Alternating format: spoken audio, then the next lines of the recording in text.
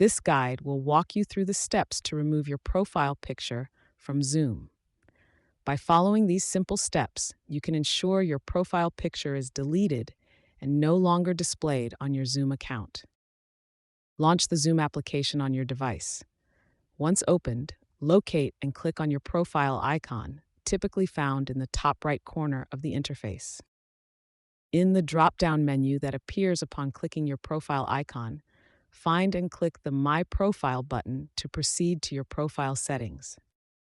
On your profile page, look for the Current Profile Picture section. Click the Edit button located near your user photo to open the photo editing options. Within the photo editing options, click the Change button. This will open a menu to select a new photo or modify current settings. From the list of options provided, select Delete to remove your current profile picture. A prompt will appear to confirm the deletion. Click the Yes button to confirm and proceed with removing your profile picture. After confirming deletion, your profile picture will be removed. You can verify this by checking your profile page where the picture used to be. You have successfully removed your Zoom profile picture.